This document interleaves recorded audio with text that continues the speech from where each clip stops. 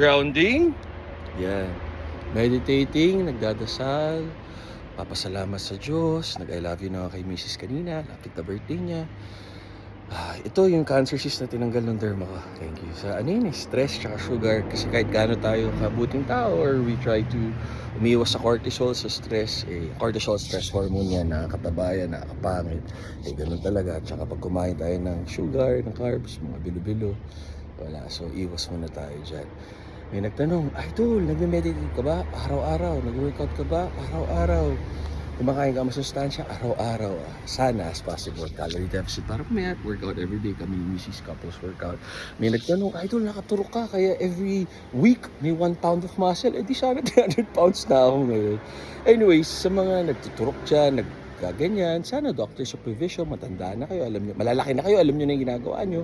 Pero hindi totoong 1 pound per week ang gain ng muscle. Newbie gains pwede, pero pag nag-enhance ka, nag-steroids ka, uminom ka ng mga protein ng ganyan, genetically gifted ka kung 1 week of muscle, 1 pound of muscle every week, pang Mr. Olympia ka na. Grabe ka. Ikaw na yung champion panlaban ng bansa natin. Sana nga ikaw na yan, nag-comment na yan. Pero hindi yan totoo eh. Usually, you gain 1 pound a month or 2 months, as makagain ka na 6 pounds of muscle sa mga advanced at may katandaan na sa pagbubuhat. Tulad ko, blessing na yun. Pero yung newbie gains, abot yan hanggang 15 to 20 pounds. Pero usually, ganyang kalaking 15 to 20 pounds, ano yan? Genetically blessed yan. Kasi usually, ang mga newbie gains, mga ganyan, hanggang 10 pounds lang. Pero pag more than 10 pounds yung ginain mong muscle, tsaka yung wala ka pang ginagawa, may abs ka na, pasalamat ka sa genetics mo, sa nanay at tatay mo. Yun naman talaga, yung genetics malaking factor. Hindi po maganda genetics ko, kahit ano sabihin nyo, half Persian ako, half Iranian, half Filipino, Batanggenyo. Sipag at tiyaga lang. Hindi pantay muscles ko, yung mind-muscle coordination ko ngayon na lang. Tapos puro ko incline, kasi naka-9, halos shoulder na. Para lang din para pabantay. Kasi dati puro ako dips, decline, flat bench, di ba? So ko na lakas, deadlift. Ngayon hindi ko na ginagawa yun. May mga bagay na do what works for you. Tama kayo, mali ako, not your doctor. Wala tayong hinuhusgahan tao kung saan kayo masaya. Kung masaya kayo na enhance kayo, nagsisteroids kayo, nagpe-peptides kayo. Basta alam niyo yung ginagawa niyo kasi buhay niyo yan. Kung bading kayo, LGBTQ, tomboy, baog kayo, may anak man o wala, nobody is judging. Live the best life you like. Ako, tatanungin niyo. Kahit sabihin nyo nakaipon na kami, may mga binabayaran kami, pero wala kami utang. Yun yung kinaganda sa amin. We live the life, yung bagay sa means namin, hindi kami nangungutang para mamuhay na hindi naman namin kaya. Nag-ipon kami para may magandang kinabukasan yung magiging anak namin. Ngayon kung lolo na ako, problema ko na yun, di huwag nyo na problemahin yun. Kasi ngayon wala kaming time. Alam ni Lord yung ginagawa niya, bibigay niya in God's time. So, yun lang po yun. Tapos maraming salamat, affected kayo. Kung hindi ako nagsishave, may anak man kami o wala.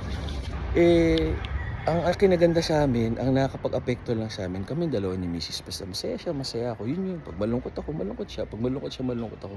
Yung mga comment nyo, we take it into consideration. We thank you na pinapansin nyo kami. Pero wala naman po yan sa real life namin. Di po naman kami kikita dyan. Di po makakagwapo, makakaganda. Di po kami magkakapera sa mga sinasabi. Hindi naman kayo mag-aalaga, magpapakahirap pag nagkaanak kami.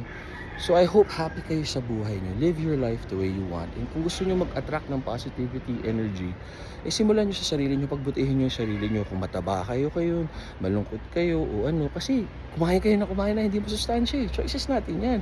Huwag nyo sabihin, isisihin ibang tao yung mga pagkain na kinain nyo. Kayo yan, walang ibang tao. So, adjust nyo yung lifestyle nyo. Kailangan lifestyle habit yung pagiging kumain ng masustansya, matulog na maayos, umiwas sa mga umiinom, sa mga droga, sa mga negativity, mga decision sa buhay. Tama ba yung trabaho pinipili natin? Nakakaipon ba tayo? Kumikita? O talo tayo? Pamasahe pa lang, talo na tayo. So, meditate tayo araw-araw. Pasalamat sa Diyos, pasalamat sa pamilya natin, sa partner natin.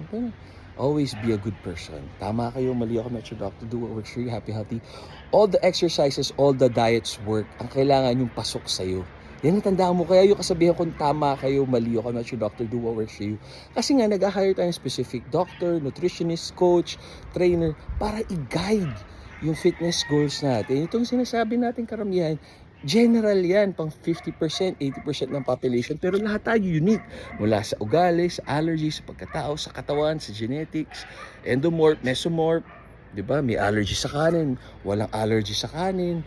may allergy sa pasta, wala. Check nyo kasi nakaka-bloat yan, tsaka stress. Gut is the second brain. Tapos, ang second heart natin, calves. The more you pump it, the more ikot yung dugo.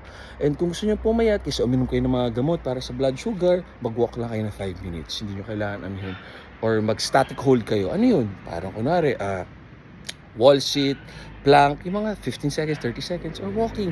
Kung gusto, marami paraan. Pag ayaw, marami palusot. Sige guys, God bless. Ito na.